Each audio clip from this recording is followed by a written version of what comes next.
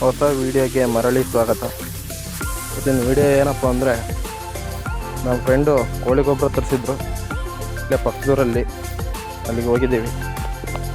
ಇದು ನಮ್ಮ ಇನ್ನೊಬ್ಬ ಫ್ರೆಂಡಿನ ಲಾರಿ, ತಮಿಳ್ನಾಡಿನ ಕೋಳಿ ಗೊಬ್ಬರ ತರಿಸಿದ್ದಾರೆ. ಒಂದು ಲಾರಿ ಲೋಡ್ ಕೋಳಿ ಗೊಬ್ಬರಕ್ಕೆ ಎಷ್ಟಪ್ಪ ಅಂದರೆ 80,000 to 90,000 ತನಕ ಆಗುತ್ತೆ. ಟನ್ನಿನ ಮೇಲೆ ಲೆಕ್ಕ. ಲಾರಿ ಸೀದಾ ತೋಟ ತೊಳಕ್ಕೆ ಹೋಗಲ್ಲ ಅಂತ ಟ್ಯಾಕ್ಟ್ರಿಗೆ ಅನ್ಲೋಡ್ ಮಾಡ್ತಿದ್ರು 4 ಜನ ಲೇಬರ್ ಎಲ್ಲ ಸೇರ್ಕೊಂಡು.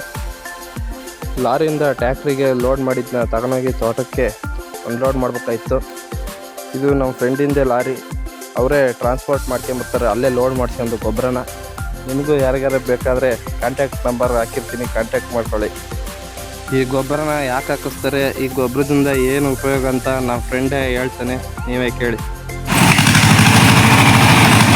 ಫ್ರೆಂಡ್ ಎಂಟಡಿ ಜಾಗದಲ್ಲಿ ದೊಡ್ಡ ಟ್ಯಾಕ್ಟ್ರಿ ಹೋಗಲ್ಲ, ಪಟ್ಟಗಳಲ್ಲಿ ಎಲ್ಲ ಹೇಳಕ್ಕೆ ತೊಂದರೆ ಆಗುತ್ತೆ, ಅದಕ್ಕೆ ಸಣ್ಣ ಟ್ಯಾಕ್ಟ್ರಿ ತರ್ತಿದ್ದೀವಿ ನಾವು ನಮ್ಮ ಫ್ರೆಂಡು. ನೋಡಿ ಫ್ರೆಂಡ್, ಕೋಳಿ ಗೊಬ್ಬರ ಫುಲ್ ಡ್ರೈ ಇದೆ. ಹಸಿ ಗೊಬ್ಬರ ಕಮ್ಮಿ ರೇಟಿಗೆ ಸಿಗುತ್ತೆ, ನಾವು ತಮಿಳ್ನಾಡಿಂದ ತರ್ತಿದ್ದೀವಿ ಡ್ರೈ ಗೊಬ್ಬರ.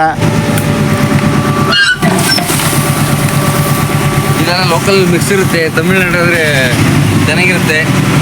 ನೋಡಿ ಸರ್, ಧೂಳು ಆಡ್ತಾ ಇದೆ, ಫುಲ್ ಒಣ ಗೊಬ್ಬರ ಇದು.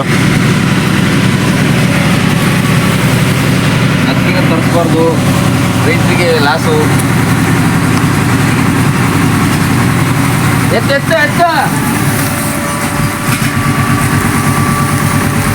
ಮುಂದಕ್ಕೆ ಹೋಗಿ ಕೇಳೋಣ, ಹಂಗೆ ಎತ್ತಿಂತ ಮುಂದಕ್ಕೆ ಹೋಗಿ ಕೇಳು, ಒಂದೇ ಜಾಸ್ತಿ ಆಗುತ್ತೆ.